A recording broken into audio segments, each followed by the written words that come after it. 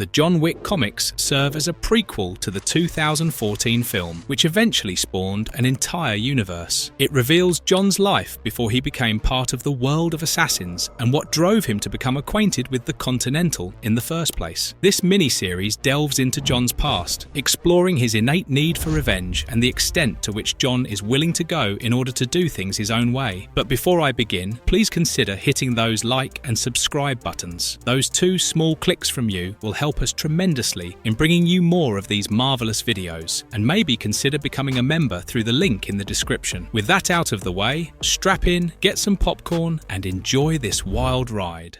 John Wick, issue number 1, personal. There are only a few things you can like about Texas, and even fewer if you're not a fan of the heat. The heat tends to make people cranky, but some people think they are entitled to act as they please. Our story begins in El Paso, Texas, where the city is quietly enduring the harsh heat of the afternoon when its peaceful slumber is broken by the tinny and high-pitched voice of a young thug who is entering Pax's diner. He angrily shouts into his phone, "Hell yeah! I told you I'd get it and I got it! Okay, shut up! I'm coming in now!" Pax's diner is usually a place for quiet folk to enjoy great food and mediocre coffee. Usually, they don't get many patrons in the afternoon, but today, however, is quite different. For one, there is someone special sitting at the counter, someone who has been seduced and lured into the diner by the beautiful pie displayed in the window. This is our protagonist, John Wick, and like us, he can't just walk by and not taste the perfect pie sitting in the diner's window. The lady at the counter asks John to take a seat while she gets him a slice. However, this is when the easy and relaxed atmosphere of the diner is shattered by the young thug's tinny voice as he screams, "Hey, hey, hey! Lady, who got here first, huh? Strip steak. Rare." The lady seems to be used to these kinds of patrons because the young man's behaviour doesn't faze her a bit. She instead simply tells him that the steak will be on the way, while warning John that the best and quietest place to sit in the diner right now might be at the counter. John nods because John is a man of few words, and above all, he loves quiet, and thus he takes a seat at the counter. But this doesn't mean he isn't snooping in on the conversation happening behind him. In fact, John's demeanour suggests that this is the reason he's here in Pax's diner in the first place. The young thug is meeting with a rather sophisticated woman and gives her the address of the man she has been looking for. The address is 1515 Oakland Avenue, apartment 5B. Their victim is renting it under the name Baker, which happens to be just around the corner. The young thug is eager to carry out the job. In fact, he is so eager that he wants to do it tonight and can't wait for a man named Pecos to give them the green light. John involuntarily scowls upon hearing Pecos's name, but this is when his train of thought is interrupted by the lady at the diner who has managed to bring him a slice of the pie. However, this once again angers the young thug in the red suit, who now begins to scream at the top of his lungs. The problem is non-existent, yet for men like him, it's a problem when there's no problem, and thus he begins to scream because he was not served before John. All he ordered was a strip steak, and that too rare. How long would it really take for the diner to get that cooked anyway? John is a reasonably patient man, but his cognitive ability to reason is diminishing with each word this man utters. He involuntarily balls up his fists, and this is when the man notices him and begins to antagonize John directly. "And what you looking at, huh? Yeah, pie boy, I'm talking to you." The tensions are clearly rising, and no matter how unnoticed John tries to be, the lady at the diner notices that he is about to do something that he shouldn't do, and thus she distracts him. She smiles at John and reminds him that he likes a quiet place, and John turns back to her and focuses on his pie again. John likes it quiet, yes, but he too has his limits. The young thug in the background, meanwhile, hasn't stopped talking. In fact, he is assuming John's non-confrontational demeanour to be submissiveness, and thus he has now amped and pitched up his tinny voice even higher as he continues to scream, "Wanna say something, pie boy? Got something to say? Huh?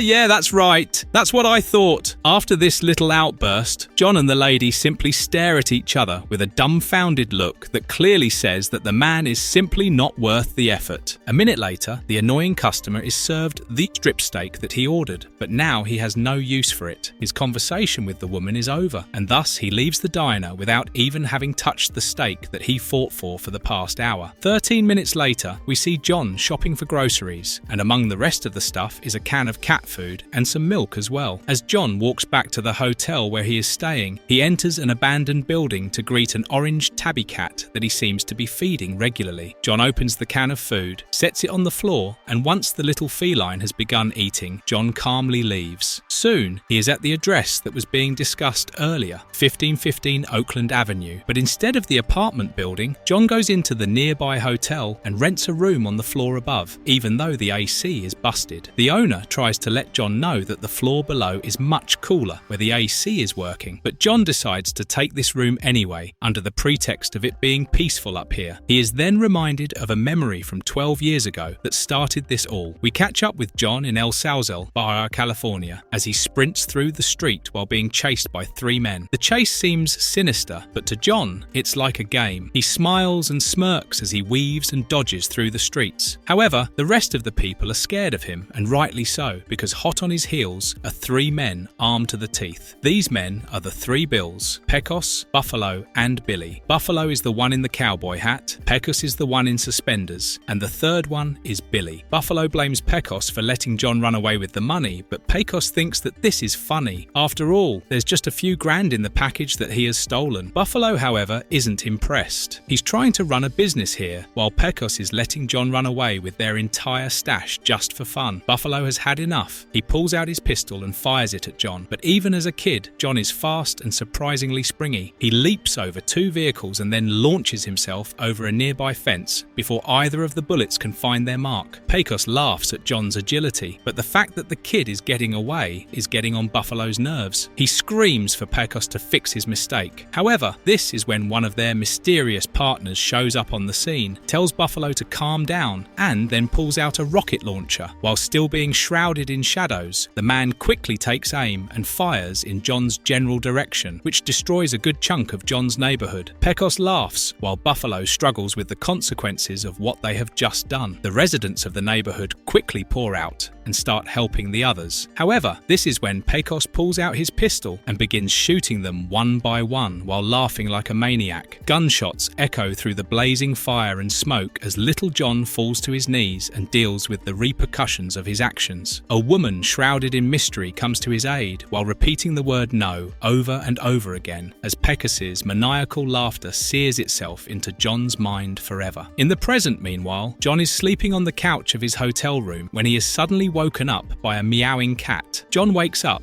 and finds a white cat staring at him from the building across the street. Next, a man shows up in the window, pets the cat, and once the 2 of them lock eyes, it seems that both John and the mysterious man know each other. However, this is when a loud crash in the man's apartment distracts them both. The cat leaps away, but unfortunately, its owner is caught off guard. It's the young thug from Pax's diner, and he is here to ambush the mysterious cat owner along with half a dozen of his friends.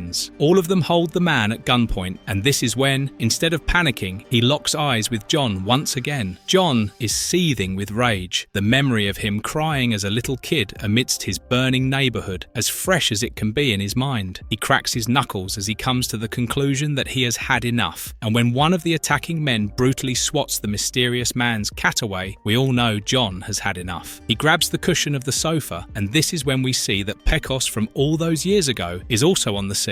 He is distracted by John in the other building because his face is familiar, while his men scream for him to finish the job before it is too late. John, meanwhile, leaps out of his hotel window, uses the beam in between to propel himself, and then crashes into the apartment on the other side of the street while holding the cushion close to his chest. This allows him to break through the glass with minimal injuries, and everyone except Pecos is caught off guard. John quickly disarms one of them, uses his gun to shoot the second guy in the leg, and then tackles the third one to the ground by slamming the first guy into him. John then hits the guy standing in his way, and when the man begs for mercy, John shoots him in the foot and warns the others to never stand in his way. After this, he shoots Pecos in the chest and then smacks the guy running away in the back of his hand by tossing his gun at him. It has only been a few minutes, yet the fight is already over. The thug from that morning, meanwhile, arms himself with one of the guns and tries to get up, but John quickly kicks him in the face and breaks his nose. out. The thug then begins to beg for mercy, thinking that John is here for what he did in the diner. But this is when John reveals to them all that he is here for Pecos. Pecos, however, is quite puzzled. Why would this random man hunt him down? However, as John holds him at gunpoint, he reminds Pecos of the event that happened 12 years ago in Mexico, and this is when the latter remembers who John is. He thinks John is here to make amends, maybe even work together. So with a snarky expression on his face, Pecos gets up on his feet and then begins to lightly banter with him. He tells John that he looks great and that everyone had assumed that he was dead. This is when John is reminded of his burning neighborhood once again. Screams of his neighbors being shot to death while Pecos and his buddies laughed out loud to their heart's content. Pecos thinks John is distracted and thus, while reminding him of the supposed good times, Pecos slyly removes a gun from his back and tries to kill John, but the latter is too fast for him. John has already shot Pecos 5 times in the chest by the time he is able to properly arm himself. The young thug from that morning is horrified by this entire ordeal and can only watch on with a dumbfounded expression as John bends down and takes Pecos's wallet and phone for himself. This is when John checks up on the mysterious man who was staying in this apartment, and we learn that this is none other than Charon. The two politely introduce themselves to each other, and then John informs Charon that this wasn't business, this was personal. Charon understands, and this is when his cat brushes up against his leg, and to him this is a sign, and thus both Cat and Charon approve of John's actions. However, it's now Charon's turn to take care of business, and as he walks towards the surviving men, they all beg for mercy and remind him that John wasn't here for them. He only wanted to kill Pecos. This is when Charon smiles and says, "John might not have anything against you, but I do." And so, Charon pulls out his gun and shoots the remaining men in the head instantly. Charon then calls a man named Daniel to book what on the surface is a dinner reservation, but if you've watched the movies, then you know what's coming next. After the call, Charon thanks John for his help, even though this was a personal confrontation. He also tells John about Pecos's other 2 associates, Billy and Buffalo, who are members of the local Continental, which means they have a considerable advantage over John in case he decides to go after them for another bout of personal revenge. This is when John asks Charon about the Continental. He is new to this world, and he doesn't know the significance of the hotel. Thus, Charon reveals to him that he is talking about the El Paso branch that was established in 1909. He then cryptically says, "Given our prior association and your current helpfulness, I would be pleased to reintroduce you to the institution, but now that you're an adult, you would be expected to learn and obey the house rules." And so, a couple of minutes later, the specialized waste disposal unit shows up at the apartment to clean up the bodies, and when an accompanying police officer named Douglas arrives on the scene, Charon greets him well and then hands over a gold coin. Douglas clearly knows that he is meant to look the other way after this, and this is when Charon introduces him to John. However, as they talk, we see the woman from that morning, named Carmen, keeping a close eye on the 3 of them. She is talking to someone named Maria, and she tells her that the heist failed and that Pecos is dead. Maria asks Carmen to calm down and then tells her to focus on getting a name. That night, at a huge mansion of Russian oligarchs, aristocrats, and assassins, we see Maria. She is clearly pissed off by John's actions, and right now she is rousing everyone up so that they help her take him down.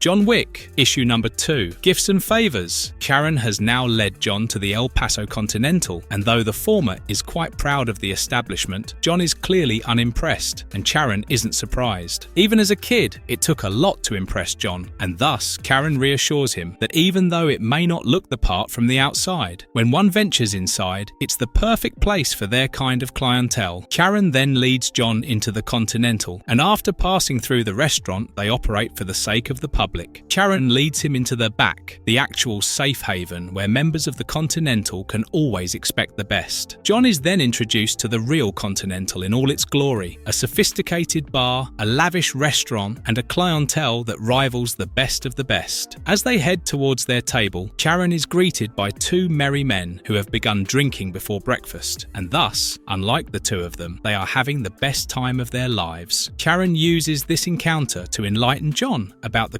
Continental's rules. These two men are rivals during the day, but here they share a table and drink together. This is how the Continental operates, and the first rule of the Continental is no business on the grounds of the hotel. When John questions what kind of business, Karen slyly hints at the events of a few hours ago. This is when their conversation is interrupted by a woman's voice, and it turns out that Maria is here to confront the two of them. As this is the Continental, and the fact that John doesn't know about her, Maria uses this opportunity to daintily insert herself into the conversation. John, being the gentleman that he is, pulls out the chair for her and helps her get seated, while Maria coyly informs him that some of her men speak very highly of his work, especially the ones that won't be able to speak anymore. This is when John realizes who she is and why she is likely here. He smiles when he takes his seat, but it's clear that the cogs in his mind are already working overtime. John inserts his hand into his jacket, and across the room, a dozen Russians arm themselves with silenced pistols. The sound of the multiple hammers cocking around the room suddenly silences the entire crowd. However, before things get out of control, Karen informs Maria with a stern expression that John is a guest of the Continental, which means that as long as he is on the grounds of the hotel, he enjoys the protection afforded by the hotel's rules. Karen then turns towards John, who still has his hands in his jacket, clearly hovering over his gun in case things take a turn for the worse. But after some convincing from Karen, John relaxes and takes his hand out of his jacket. And before Maria can control the conversation again, Karen takes charge by saying, "But there is another issue at hand, Maria. Another of our rules expressly prohibits attacks of any kind on Continental staff. So please forgive my directness, but I was attacked last night. So may I ask if you still employ Pecos?" Karen's expression has changed, and his eyes are clearly lusting for a confession that would allow him to exact his own personal revenge on the Russian princess. But Maria naturally denies her involvement by removing a stack of gold coins from her purse while apologizing to Karen. She confesses that she should have started this conversation by addressing this issue, and then proceeds to lie that Pecos went rogue recently. Karen, being the man that he is, and knowing how Maria likes to play her games, decides to accept her apology and brush off the matter. However, this is when Maria reveals that there are still a few strings attached to this matter that she would like to take care of. She turns to John, offers him the stack of gold coins, and then thanks him for taking out Pecos because he had gone rogue. She then tries to permanently hire him, but this is when John confesses with a stern expression on his face that Pecos was a personal matter and that he is currently freelancing and is in the town only temporarily. John hasn't touched the coins yet, and this is when Maria steers the conversation by offering them as a gift to John, a gift in exchange for another gift, where John will tell the rest of the world that Pecos might have survived their encounter. Maria then decides that there's no point in coercing John further, and thus she pockets her coins and gives him one last piece of advice, that it's best for people in their business to give up personal matters. John smirks and says, "Best for who, Maria?" "Everybody, Mr. Wick." Maria leaves, and John decides to go about his own business as well, after thanking Karen for his excellent hospitality. Wick then walks away into the night, and once outside an abandoned building, he decides to execute the next phase of his plan. Surprisingly, he ends up making another friend tonight, a black and white cat who watches on curiously as John takes out Pecos's phone and reads texts sent by Buffalo. The latter has heard that Pecos has been shot, and thus he is checking in on his friend. However, Buffalo's name triggers another memory for John, and this time he remembers how Billy and Buffalo had decided to join in on Pecos's lunacy after they had realized that things had gotten too far and that the only way out of this mess was to leave no witnesses behind. And so that night, after burning the neighborhood down, the three Bills carried out a brutal massacre in which they killed everyone in sight. We then see John texting Buffalo, and he is pretty great at pretending to be Pecos. Buffalo instantly buys the ruse, and John easily gets him to believe that it was Billy who hired John Wick to carry out a hit on him. He then warns Buffalo to watch his back, and this seed of doubt is enough to put the gangster on edge. Like Buffalo, John texts Billy next, and before you know it, John has him believing that Buffalo ordered a hit on Pecos and that he might be coming for him next. Naturally, the two men quickly jump into action, and minutes later, both of them come to the conclusion that they need to take out John before he gets to them. However, little do they know that they are playing directly into John's trap.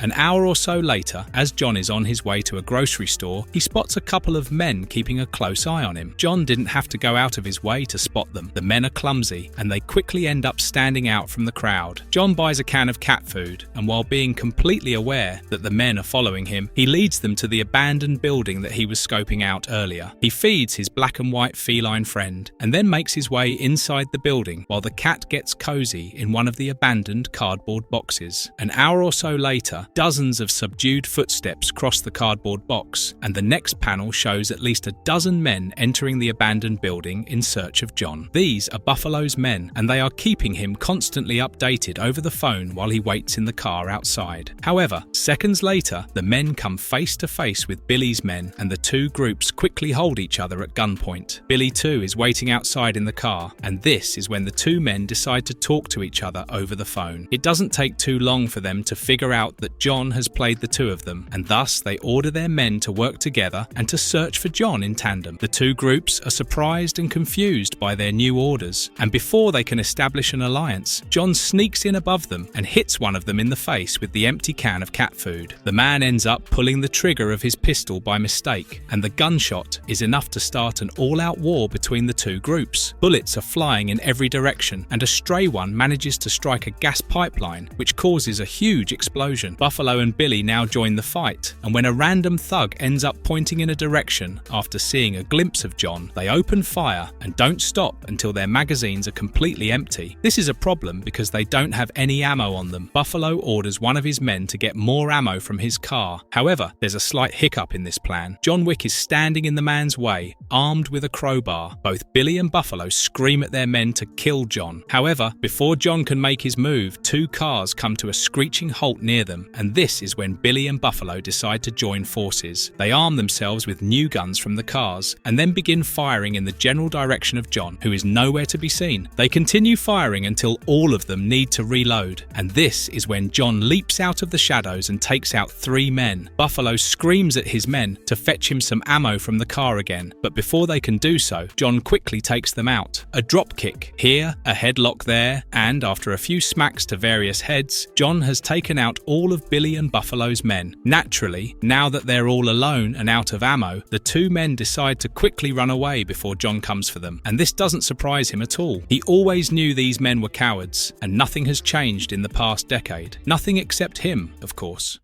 John Wick, issue number 3, Calamity. We start the issue in the heat of battle in El Paso, Texas, as Buffalo and Billy run down a street while trying their best to escape from John. Buffalo had called for backup while they were running, and thankfully, 20 of his best guns are now here to save them. Upon rendezvousing with his boys, Buffalo orders them to shoot anyone who tries to follow them down the street. However, this is when they notice John racing towards them in his signature Mustang. Everyone begins to fire at the car. Even Buffalo takes his aim and does his best to shoot through the windshield, but the Mustang keeps racing towards them. Buffalo's men set up a barricade and then try to shoot down the Mustang before it reaches them, but ultimately it ends up crashing into the barricade. The Mustang flips and ends up taking out the two cars that it crashed into. However, this is when Buffalo notices that the Mustang's driver's seat is empty, and this was all a ruse by John to get close to them. This is when John emerges from the smoke and shoots one of the men in the head. By the time Buffalo and his men take aim, John has vanished. He then emerges from the other side and begins shooting everyone down. One of the men manages to shoot him twice in the torso, but John ultimately takes him down before he can be mortally injured. This is when Billy and Buffalo try to call a ruse. After all, they're all grown-ups here, and this is when John reminds them why he is doing this. He is doing this because of what the Three Bills did in that village in El Sauzel, where they killed 53 people. However, this is when they both frantically confess to him that it wasn't them that started it. It was Calamity, and this is when John stops dead in his tracks. Who is Calamity? And this is when Buffalo and Billy remind him that Calamity was their partner, and she was the craziest among them. Buffalo then recounts what happened that day from his perspective. The Three Bills were petty marijuana dealers back in the day, and all they wanted to do was catch John to retrieve what he had stolen. However, the entire commotion was heard by Calamity, and she was the one who decided to use a rocket launcher to blow up the entire neighborhood. John remembers that it wasn't either of them who fired the RPG, and this is when Buffalo and Billy continue to make their case by telling John that they too hated Calamity as much as he. She was too crazy and unpredictable for their business. They tell him that they've taken care of her and that she is gone for good, and for a moment it seems John might spare the two of them, but that is when he remembers the three of them mowing down witnesses to cover their tracks, and so he changes his mind. John leaps over the car, which they were using for cover, and then shoots shoots the remaining thug protecting them directly in the head. Buffalo and Billy start running once again, and this time Buffalo offers triple pay to any of his men who manage to take down John. John pulls out his gun once again, and before he can be ambushed by one of the thugs from behind, John disarms him and throws him into the men in front of him. While John takes care of the thugs, Buffalo and Billy get a few minutes to catch their breath, and they both decide it's time for some drastic measures. It's time to call in for some help, not thugs for hire, but some real help. We then see that they meant contacting Maria when they called for help, and after toying with Buffalo for a minute or so, Maria decides to help them, and thus, when John thinks he has caught up to Billy and Buffalo, he realizes that the two of them have escaped, and that there's an important note waiting there for him instead. We also see that John is bleeding, and when he grabs the note intended for him, we see that it is from Maria, and thus, that night, John arrives at the Continental in El Paso to meet up with her. Buffalo and Billy's men try to take out John as soon as he gets out of the car. However, they quickly back off once they are informed that he is Maria's guest, at least for now. Upon entering, Karen greets him and asks if John would like to freshen up before his meeting, but John passes up on the offer and meets with Maria directly. The conversation is straightforward, and Maria gets directly to the point. It's not often that Maria makes the same offer twice, but John seems to have forced her hand. The problem for John is that he isn't associated with either of their primary operations, which means that he will soon be getting lucrative offers from her competitors to acquire his services after his impressive display in the past day. And if that doesn't happen, then everyone would likely be looking to entirely remove him, which is why Maria is here to employ his services once again permanently. She is going to make him one of the most lucrative offers her operation has ever made to a freelancer in their industry, and this is when she signs a check and pushes it towards John. John isn't impressed by this gesture, but Maria fails to notice that as she goes on to say, "And because we sense you possess a certain code, if you accept this offer immediately, you would not be asked to compromise your code." John, however, politely declines her offer once again, while telling Maria that he prefers to work as a freelancer. Maria too politely ends the conversation and lets John leave because employing John's services would have been a perk in the real deal she is planning. Because once John has walked out, Maria heads back to her room and demands that Buffalo and Billy hand over their markers. Elated that they have rid themselves of John Wick once and for all, both of them remove their markers, stab their thumbs, imprint their thumbs into the markers, and then hand them over to Maria. They are now indebted to her, and to their surprise and horror, Maria orders them to kill John Wick to pay off their debt. The two of them protest, but taking out Wick is now of top priority to Maria, because if he is employed by one of her competitors, it would be bad for business. Billy and Buffalo, however, continue to protest. They just handed over their markers to get away from John. How the hell are the two of them supposed to kill him? And this is when Maria forces them to use their ace, and an hour later, we see them visiting a mental correctional facility. Upon entering, the guard's greeting tells us that two of them usually show up on Christmases, and the conversation with the doctor reveals that she has been heavily medicating the patient that they are here to see. We then learn that the two of them didn't actually kill Calamity, but have kept her here instead. And when Buffalo peeks into her cell, we see Calamity sitting on the ground in a white gown, while being surrounded by walls covered with violent artwork scribbled by her.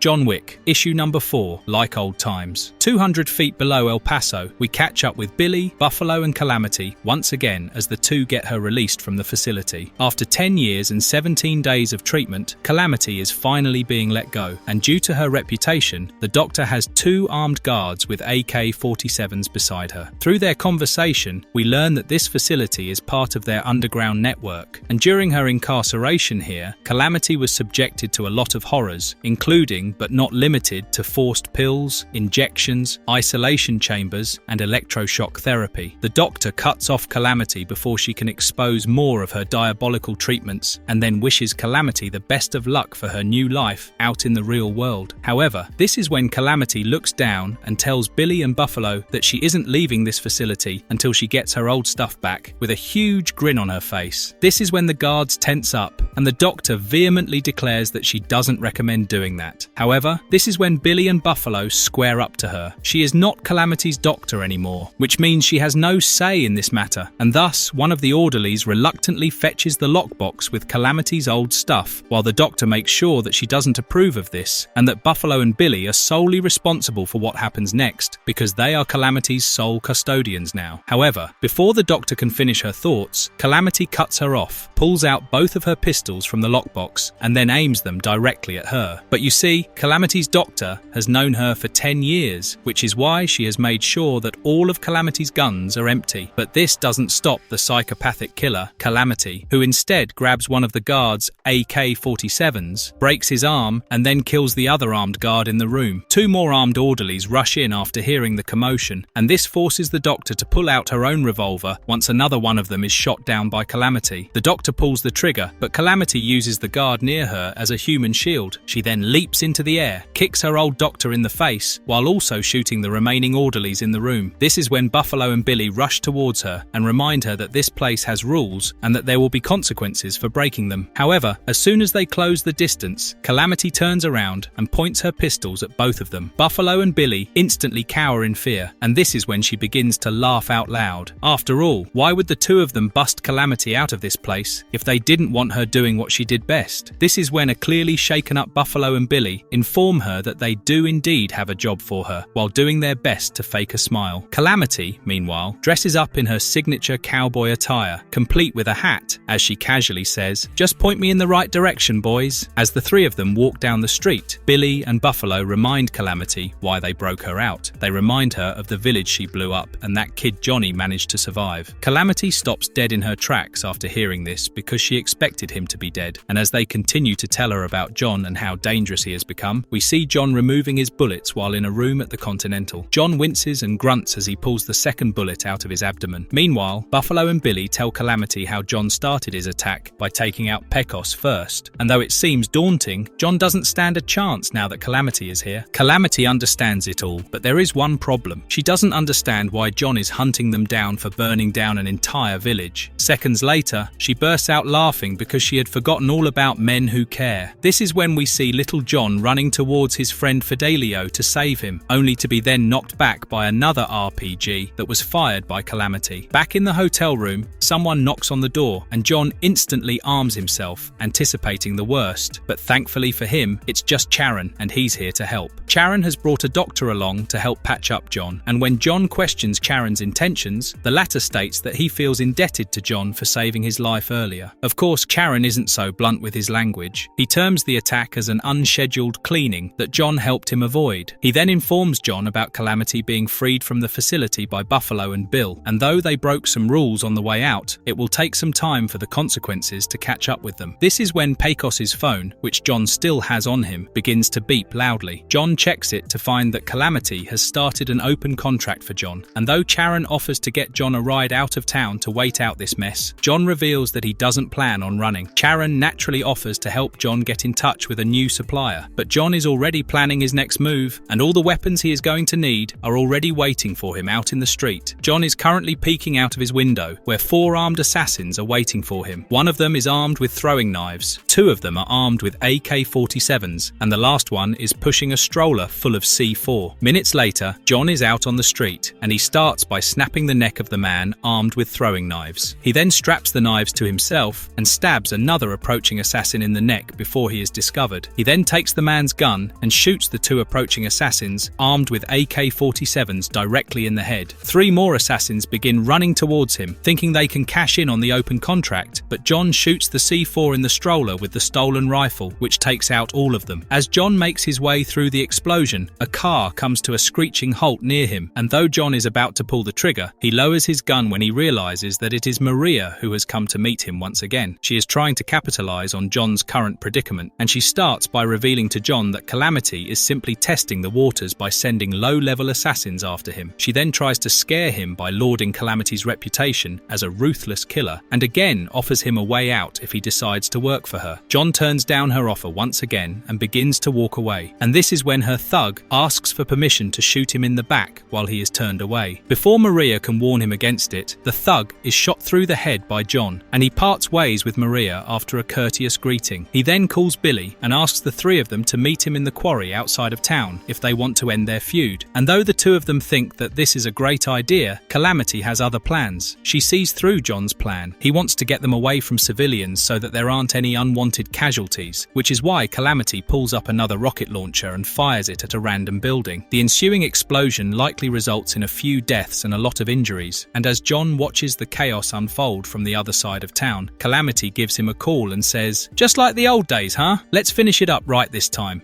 John Wick, issue number 5, A Little Justification. John is once again reminded of the incident in El Sauzel, the time he tried to save the people around him, and this is contrasted by his racing his bike towards the explosion caused by Calamity in the present day. John wasn't able to save them that day, but he is determined to save the people affected by the blast today. John reaches the location of the explosion, spots Calamity on top of a nearby building, and then fires his rifle at her. Calamity is about to fire a second rocket, but as she pulls the trigger, the bullets damage the ledge near her foot, which causes her to stumble and miss her shot. The missile instead impacts a car near John, and while Billy and Buffalo are worried about how this would end, Calamity is enticed and excited by the proposition of this entire confrontation. Civilians around John are horrified and rooted to the spot by the second explosion, but John snaps them out of it and orders them to keep running as he takes aim for the second time. However, before John can pull the trigger, an anchor attached to a metal cable lodges near his foot, and Calamity comes rappelling down while firing wildly at John. John instantly gets on his bike and speeds away, and this irks Calamity because she was expecting a big showdown. John speeds around a corner before Calamity's bullets catch up with him, and in this brief moment of respite, John calls Karen for an update. Karen informs him that the escalation of the current situation ensures that there will be intervention from other parties and says, "No one in this business wants this kind of chaos. Those responsible will be disciplined. My recommendation is to drive away. If you were after Buffalo, Billy and Calamity, you've already won." John simply replies, "I think I'll stick around to make sure." And this is when Calamity comes running around the corner and catches up to him. She begins firing once again, and John speeds his bike towards her while firing his own AK-47. Before John can hit his mark, Calamity manages to clock him in the leg, and this forces John to abandon his bike, which he sends hurtling towards Calamity. Calamity narrowly avoids the huge chunk of metal headed straight for her, and it ends up crashing into the building behind her. As John gets up, Billy comes rappelling down from a building nearby, and though he tries to shoot John, the latter blinds him by chucking some dirt in his face. John then disarms him and holds Billy's own gun against the latter's head. However, this is when Buffalo intervenes and warns John to stop because he has taken 3 civilians hostage. Calamity points her rifle at the back of their heads while standing beside Buffalo as he orders John to let Billy go. Among the 3 hostages is an old man and 2 women, all of whom are cowering with fear as Calamity toys with them over and over again. Buffalo uses Calamity's reputation to his own advantage by warning John that she will pull the trigger any second, and this is when John calls out to Calamity on his own and tries to reason with her. This is when Billy chimes in and tells John about Calamity's past, thinking that it would scare him. He tells John that Calamity has never been right in the head. She has always been crazy ever since she was little, and that's because when the 3 Bills found her, she had been caged in a box by someone. The 3 boys literally found her caged in a box, like some kind of animal. As Billy continues the story, the old man begs Calamity to show some mercy, but she instead presses her gun into the wound on his head, and after confirming that this hurts a lot, Calamity smiles maniacally and tells the old man that it will all be over very soon once she shoots him in the head. Meanwhile, Billy tells John that they found Calamity as a kid, caged in a box in Waco. She was in an abandoned shack in the woods, and she had been raised like a coyote. True to her nature, Calamity is getting impatient, and to give John the final push, Billy tells him that the 3 of them have to keep Calamity caged for 3 months before they let her out. She used to bite a lot, which is why they had to train her like a dog, and even though they succeeded to an extent, she is still a wild one, and she would kill anyone just for the fun of it. This last statement gives John an idea. He calls out Calamity and says, "Billy says, you'll kill anything for the fun of it. Might be pretty fun to kill Billy and Buffalo." And this statement, for a moment, has Calamity thinking, it will be pretty fun to kill them, but Calamity soon realizes that once she does so, it'll be over way too soon. Buffalo breathes a sigh of relief upon hearing this, and then assures Calamity that she made the right choice. With his last idea down the drain, John angrily hits Billy in the face with the butt of his gun, and then tosses him into the fire between him and the hostages. Billy quickly rolls away towards Buffalo and Calamity while putting out the fire, and this is when John demands that Buffalo let go of the hostages because he has done as he was asked. However, this is when Buffalo screams, "My rules say nothing. You promise to a freelancer means squat. You got 1 minute to drop your guns or we blow these folks away." Billy starts laughing like a maniac, thinking that they have won the fight. However, this is when John pulls out Pecos's phone and reluctantly makes a call. He calls up Maria and then tells her that he is reconsidering her offer, and just as Calamity is about to shoot the old man, John decides to accept her offer. Seconds later, Maria calls Buffalo and orders him to stop what he is doing, and within minutes, the police arrive on the scene. They are still on Maria's payroll. However, they're not here to save John. They are simply here to take the hostages to safety. Once the hostages are in the van, Buffalo screams at the police officer that they had a deal, and this is when the officer begrudgingly tells him that the deal still stands, but his job was to take out John Wick, not the whole goddamn city. Once the officers are gone, John quickly shoots Billy in the chest and then Buffalo in the leg. This is when Buffalo betrays Calamity as a last resort and holds her hostage and points a gun to her head. He tries to negotiate with John. It was Calamity who murdered those people a decade ago. She's the one John wants, and Buffalo is offering her to him in exchange for his life. John already knows what's about to happen next, and so he calmly reloads his gun as Calamity hits Buffalo with the back of her head. This breaks his nose, and as he stumbles down onto his knees, she does a backflip over him, grabs his revolver, and takes aim at his head. This is when Billy gets up and points his pistol at Calamity, but before he can pull the trigger, John shoots him in the arm, which causes him to miss. Billy instead ends up shooting Buffalo directly between the eyes, and Calamity finds this quite entertaining. While laughing at the top of her lungs, she shoots Billy dead, but before she can point her gun at John, he closes the distance between the two of them and knocks her to the ground. He then stands there, staring at Calamity and wondering what might have become of her if she had been treated differently. Calamity, however, has no place for sympathy or empathy in her life, and if John isn't going to finish the job, if John is going to hesitate, then she sure is going to take advantage of this situation. She points her revolver at him and pulls the trigger, and this is when John fires as well. The last thing Calamity sees before her eyes close forever is the image of John pointing his pistol at her. An hour later, John arrives at the Continental with a bloody shirt and a few bullet wounds, and Karen quickly calls the doctor. However, this is when Maria interrupts him, because now that John is employed by her, she is going to take care of him on her own. She then invites John for a drink, and their conversation reveals that Maria had planned this entire thing since the start. She had always wanted to employ John, and she had always known that he had a code. It's the reason why she sent Billy and Buffalo after him. It's the reason she had Pecos ambush Charon, because she knew John would get involved. John blames Maria for playing him, but she reminds him that he played her as much as she played him. It has been fair up until now, and she promises to be fair from here on out. She knows John can't leave this life behind. She knows what he has become, and the only thing John can do to keep his conscience clean is to follow his own rules, his own code. We then see John getting his new suit fitted at the Continental, getting his signature gun from the vendor, and then walking out to fulfill his latest commitment. As this plays out, Maria's words from their conversation reveal her promise to John that he would always be assigned jobs that follow his code, jobs that make it easier for John to justify what he was created to do. We then see John confronting a ruthless bodyguard involved in a human trafficking ring that keeps girls employed at a strip club by force. When the bodyguard tries to stop the latest girl from quitting her job, John steps in and walks into the establishment, guns blazing. Minutes later, the entire club is full of dead bodies, and this is when Maria says at last, "Welcome home, John Wick."